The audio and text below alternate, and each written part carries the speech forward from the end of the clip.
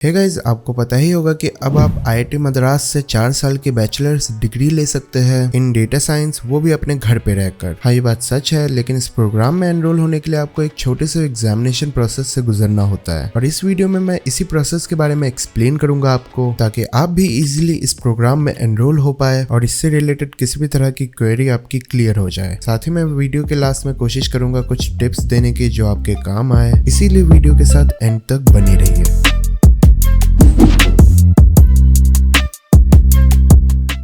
इसमें कोई डाउट नहीं है कि ये डिग्री पूरी तरह से वर्थ इट है करने के। स्किल बेस्ड करिकुलम से लेकर न्यू अपॉर्चुनिटीज और प्लेसमेंट सपोर्ट, आपको आईआईटी मद्रास के कुछ बहुत ही अच्छे पर्क्स मिलते हैं इस प्रोग्राम में एनरोल होने पे। इस सब के बारे में और भी डिटेल में जानने के लिए आप मेरी प्रीवियस वीडियो देख सकते हैं। बाकी आज हम इस वीडियो में बात करेंगे इसके एडमिशन प्रोसेस में जो एग्जाम ली जाती है उसके बारे में, जिसे यहाँ पे कहा जाता है क्वालिफायर्स एग्जाम। सो इसे अच्छे से समझने के लिए मैं आपको शुरू से एक्सप्लेन करता हूँ पूरी प्रोसेस। आईआईटी मद्रास के ऑनलाइन ऑफिशियल वेबसाइट पे एप्लीकेशन फॉर्म सबमिट करने के बाद आपके लिए गिवन डेट के हिसाब से स्टडी पोर्टल खुल जाती है, जिस पोर्टल पे आपको कुल 4 सब्जेक्ट्स के लिए रिकॉर्डेड लेक्चर मिलती है हर हफ्ते। वो 4 सब्जेक्ट्स है English 1, maths 1, computational thinking and statistics 1। यहाँ पे सारे के सारे लेक्चर्स को आपको अच्छे से देखना होगा और हर एक लेक्चर के साथ एक असाइनमेंट अटैच रहती है। इन असाइनमेंट्स में कुछ क्वेश्चंस रहते हैं जो कि बेस्ड होते हैं उन टॉपिक्स पे जिन्हें उस पर्टिकुलर लेक्चर में कवर किया गया है। ये एक्चुअली प्रैक्टिस पर्पस के लिए है। इससे आपको एक आइडिया मिल जाती है कि लेक्चर में डिस्कस की गई टॉपिक्स कितने अच्छे से समझ आ गई है आपको। लेकिन अगर आपको इसे समझने में डिफिकल्टीज फेस करनी पड़ रही है, कोई पर्टिकुलर टॉपिक या क्वेश्चन आपसे सॉल्व नहीं हो पा रही है, तो आप लाइव सेशंस में अपने डाउट पूछ सकते हो, जो कि ईच सब्जेक्ट के लिए एटलीस्ट 3 बार होती है हर वीक। इन सेशंस को कंडक्ट करते हैं आईआईटी मद्रास बीएस प्रोग्राम के सब्जेक्ट इंस्ट्रक्टर्स, जिनसे आप इंटरेक्ट करके अपने डाउट्स और कॉन्सेप्ट्स क्लियर कर सकते हो topic wise. In addition to this, आपको एक ग्रेडेड असाइनमेंट भी मिलती है हर सब्जेक्ट के लिए एवरी वीक, जिनमें कुछ अच्छे क्वेश्चंस होते हैं पूरे पर्टिकुलर वीक पे बेस्ड टॉपिक्स से। तो इसे सम अप करूँ तो आपको हर वीक जो लेक्चर्स मिलते हैं उन्हें अच्छे से देख लेना होता है, साथ ही उन लेक्चर्स से रिलेटेड असाइनमेंट्स भी सॉल्व कर लेना होगा ताकि आपकी कॉन्सेप्ट क्लियर हो जाए। फिर जाकर आपको उस वीक के ग्रेडेड असाइनमेंट को सॉल्व करना चाहिए, क्योंकि आपको हर वीक जो ये ग्रेडेड असाइनमेंट मिलती है उसकी 7 डेज की डेडलाइन होती है, तो उससे पहले आपको ये सबमिट करना होता है और जो रिजल्ट होती है वो डेडलाइन के बाद ही आती है।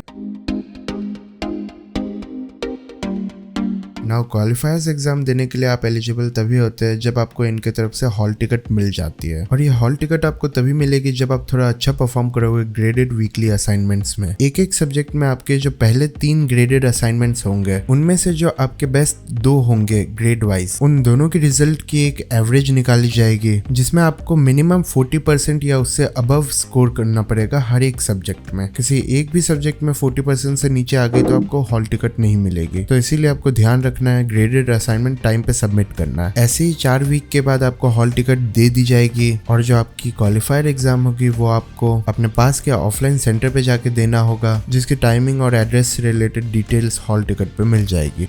अब मैं आपको बताता हूँ थोड़ा क्वालिफायर एग्जाम के पैटर्न के बारे में। जो क्वेश्चन पेपर होती है हमारी वो 4 सेक्शंस में होती है, 4 सब्जेक्ट्स के हिसाब से। ऐसे तो नंबर ऑफ क्वेश्चंस कभी फिक्स नहीं होते, कभी ज्यादा कभी कम हो सकते हैं, बट जनरली हमें कंप्यूटेशनल थिंकिंग में 15 क्वेश्चंस देखने को मिल जाते हैं, मैथ्स 1 के सेक्शन में 12 क्वेश्चंस, स्टैटिस्टिक्स 1 में 14 एंड लास्टली इंग्लिश 1 में 27 से लेकर 30 या 40 क्वेश्चंस तक भी आ सकती है। आपको 4 वीक में जितनी भी कंटेंट दी जाती है कॉलेज की तरफ से, ये क्वेश्चंस उन्हीं पे बेस्ड होती है। Depending on the type of question plus marks range करती है 1 से लेकर 5 तक फॉर ईच करेक्ट आंसर। लेकिन अगर आंसर गलत हो जाती है तो नेगेटिव मार्किंग नहीं है। यहाँ पे जो टाइप ऑफ क्वेश्चन है वो आपको 3 अलग अलग तरह के देखने को मिल जाएंगे। फर्स्टली एमसीक्यूज यानी कि मल्टीपल चॉइस क्वेश्चंस। इन क्वेश्चंस में आपको एक करेक्ट आंसर सिलेक्ट करना होगा। सेकंड तरह के क्वेश्चन है वो आपको एमएसक्यू देखने को मिल जाते हैं, यानी कि मल्टीपल सिलेक्ट क्वेश्चंस। इनमें एक या एक से ज्यादा ऑप्शन सही हो सकते हैं, तो यहाँ पे थोड़ा ध्यान रखना होता है। अगर किसी क्वेश्चन में 2 ऑप्शंस करेक्ट है तो आपको दोनों ही सिलेक्ट करना होगा, तभी आपको पूरे मार्क्स मिलेंगे उस क्वेश्चन के लिए। इन केस अगर आप कंफ्यूज है और आपने एक ही करेक्ट आंसर सिलेक्ट किया तो आपको हाफ मार्क्स मिल जाएगी उसके लिए भी। लेकिन अगर आपने एक ऑप्शन सही सिलेक्ट किया और दूसरा गलत, तो आपको उस क्वेश्चन के लिए एक भी मार्क्स नहीं दी जाएगी। नाउ जो तीसरे तरह के क्वेश्चंस होते हैं वो एनएटी होते हैं, यानी कि न्यूमेरिकल आंसर टाइप क्वेश्चंस। इसमें आपको कोई भी ऑप्शन नहीं दी जाती है, यहाँ पे आपको सीधे नंबर्स सबमिट करना होता है। यानी कि अगर आपकी कोई आंसर -22 आ रही है है तो आपको -22 एज इट इज सबमिट करना होगा उसमें। इवन अगर आपकी कोई आंसर पॉइंट में आ रही है तो आपको 2 या 3 डेसिमल्स तक आंसर सबमिट करना होगा। जो एग्जाम्स होंगे आपके वो ऑफलाइन सेंटर पे तो होंगे लेकिन CBT मोड में, यानी कि computer based test. Most probably आपके शहर में मिल जाएगी आपको सेंटर, जो आपको कंप्यूटर लैब्स प्रोवाइड कर देंगे क्वालिफायर्स देने के लिए। ये लैब्स अंडर सर्वेलेंस होती है कैमरास के, और साथ ही एग्जामिनर्स भी होते हैं वहाँ पे, तो इसीलिए चीटिंग करने का ना सोचे और पढ़ के आए। स्टैटिस्टिक्स के अंदर आपको कुछ कॉम्प्लेक्स कैलकुलेशंस भी करने होते हैं, तो उनको लेके परेशान नहीं होना है, क्योंकि जो कंप्यूटर आपको प्रोवाइड की जाएंगी सेंटर पे, उसके स्क्रीन पे आपको एक डिजिटल कैलकुलेटर भी दिया जाएगा। और एक बात बता देता हूँ मैं आपको, इंग्लिश सेक्शन के अंदर कुछ ऑडियो क्वेश्चंस भी होंगे। इन क्वेश्चंस में आपको एक ऑडियो दी जाएगी, उसे सुनना होगा आपको अच्छे से। उसके बाद ऑडियो के बेसिस पे कुछ क्वेश्चंस के आंसर देने होंगे आपको। इसीलिए सबको अपने साथ एक हेडफोन ले जाना कंपलसरी है एग्जाम के अंदर। और मेक श्योर करें कि आप अपने साथ जो भी डिवाइस ले जाए वो वायरलेस या ब्लूटूथ ना हो। सेंटर की तरफ से नहीं दी जाएंगी ये सब, आपको खुद से ही ले जाना होगा। वहां जाके बस आप उनकी हेल्प से कनेक्ट कर सकते हैं अपने हेडसेट को कंप्यूटर से। हाँ, लेकिन कैलकुलेटर ना ले जाए, वो आपको वही मिल जाएगी। हेडसेट और आपकी गाड़ी की चाबी को छोड़ के आप कुछ भी नहीं ले जा सकते अपने साथ। ना ही फोन अलाउड है, ना ही वॉचेस। तो जो एग्जाम है वो आपकी टोटल 4 आवर्स की होगी।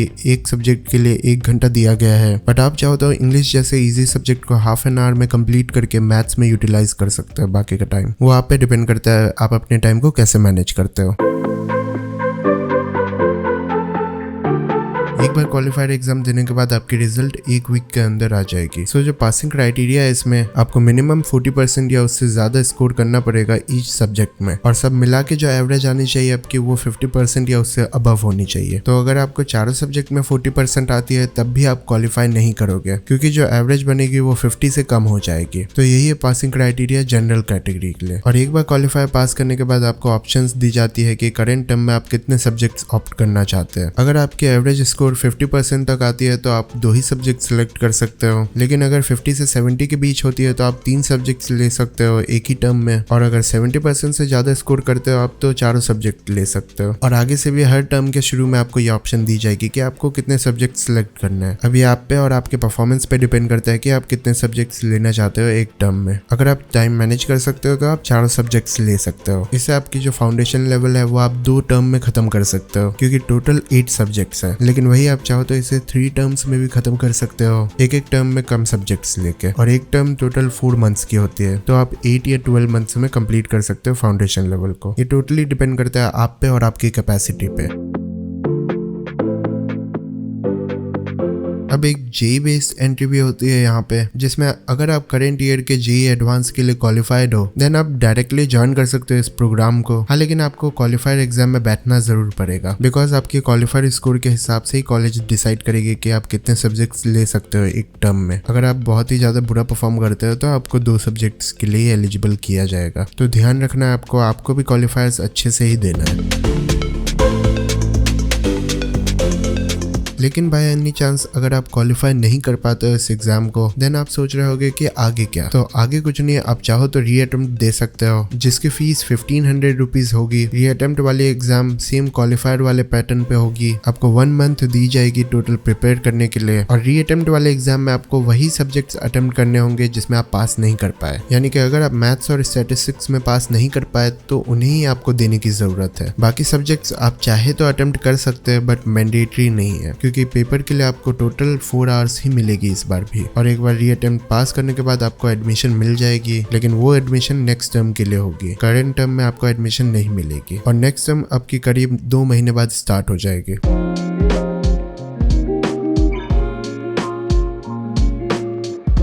तो यही थी all over process IIT Madras की BS डिग्री में एडमिशन लेने की। मेरी तरफ से कुछ टिप्स दूं तो यही कहूंगा मैं, डे 1 से आप पढ़ना शुरू कर दे, अपने असाइनमेंट्स और क्लासेस को टाइम पे कंप्लीट करते जाए, ताकि लास्ट मोमेंट पे आपके लिए लोड ना बढ़े। और ट्राई करें हर वीक ग्रेडेड असाइनमेंट में अच्छा परफॉर्म करने की, क्योंकि उसके क्वेश्चंस क्वालिफाइड एग्जाम के क्वेश्चंस जैसे ही होते हैं। ऑल्सो आपको कुछ मॉक टेस्ट दी जाएंगी क्वालिफाइड एग्जाम से कुछ दिन पहले ही, तो जितने भी क्वेश्चंस आपको मिलेंगे वो सारे आप प्रैक्टिस कर ले। अगर आप मैथ्स बैकग्राउंड से नहीं है देन आपके लिए थोड़ा थोड़ा टफ पड़ जाएगा, इसलिए आपको ज्यादा से ज्यादा टाइम प्रैक्टिस में देना होगा। आपको मैं पर्सनली यही सजेशन दूंगा कि लाइव सेशंस जरूर अटेंड करें, वो काफी यूजफुल होती है। उसमें most of the doubts clear कर देते हैं इंस्ट्रक्टर्स। तो मेक श्योर आप लाइव सेशंस जरूर अटेंड करें और अपने कॉन्सेप्ट्स को क्लियर करें। जितने क्वेश्चंस IIT मद्रास प्रोवाइड करती है वो मोर देन इनफ है क्वालिफायर्स एग्जाम के लिए। बट इन केस अगर आप अपना टाइम मैनेज कर लेते हैं और एक्स्ट्रा टाइम बच जाती है आपके पास, देन और प्रैक्टिस के लिए आप मैथ्स में 12th की NCERT बुक देख सकते हो। बाकी कंप्यूटेशनल थिंकिंग और इंग्लिश के लिए ये बुक्स है जो आप ले सकते हो। इन्हें इस कोर्स में पढ़ाने वाले IIT मद्रास के प्रोफेसर्स ने ही लिखा है, तो आप चाहो तो ले सकते हो। मैं लिंक दे दूंगा डिस्क्रिप्शन में। बाकी मेरे हिसाब से तो जितनी IIT मद्रास मटेरियल प्रोवाइड करती है उतनी काफी है। और पेपर के टाइम जब आप मल्टीपल सिलेक्ट क्वेश्चंस करोगे तब आप ऑप्शंस तभी सिलेक्ट करना जब आप पूरी तरह से कॉन्फिडेंट हो, क्योंकि अगर आप एक ऑप्शन को लेकर श्योर हो तो आपको वो ऑप्शन हाफ मार्क्स दिला सकती है। लेकिन अगर आपने उसके साथ कोई गलत ऑप्शन भी सिलेक्ट कर लिया तो आपको कोई भी मार्क्स नहीं मिलेगी। तो इस बात का ध्यान रखना है। और एग्जाम से पहले आप डिजिटल कैलकुलेटर के साथ थोड़ा प्रैक्टिस कर ले, क्योंकि सेंटर पे आपको यूज करना पड़ेगा और बहुत लोगों को आदत नहीं होती उसकी, तो सिली मिस्टेक्स कर बैठते हो वो। अपने डिस्क्रिप्शन में मैं एक अनऑफिशियल टेलीग्राम चैनल का लिंक दे दूंगा, वहाँ पे आपको नोट्स और प्रीवियस ईयर क्वेश्चन पेपर वगैरह दिख जाएंगी, तो होपफुली वहाँ से आप कुछ गाइडेंस ले सकते हो। ऑल्सो मैं अपने डिस्क्रिप्शन में प्लेलिस्ट अटैच कर दूंगा लेक्चर्स की, वहाँ से आप BS डिग्री के लेक्चर्स को देख सकते हो और एक आइडिया ले सकते हो सिलेबस का। तो guys this was all from my side. Lastly मैं यही कहूंगा कि टाइम सही से मैनेज करना, इनकी तरफ से जो क्वेश्चंस और मटेरियल दी जाएगी उन्हें पहले कंप्लीट करना, उसके बाद ही किसी एक्सटर्नल सोर्स से प्रैक्टिस करना। अगर मैंने कुछ मिस किया हो तो do let me know in the comments. You can also reach me on LinkedIn, description में लिंक मिल जाएगी प्रोफाइल की। अगर आप मैथ्स बैकग्राउंड से नहीं हो तो फिर भी कोई इशू नहीं है, आप ज्वाइन कर सकते हो इस प्रोग्राम को। बस आपको थोड़ी ज्यादा टाइम और एफर्ट डालनी होगी अपने कॉन्सेप्ट्स को क्लियर करने के लिए। Best of luck to all of you. मिलता हूँ मैं आपसे अगले वीडियो में किसी नए टॉपिक के साथ। तब तक के लिए टेक केयर,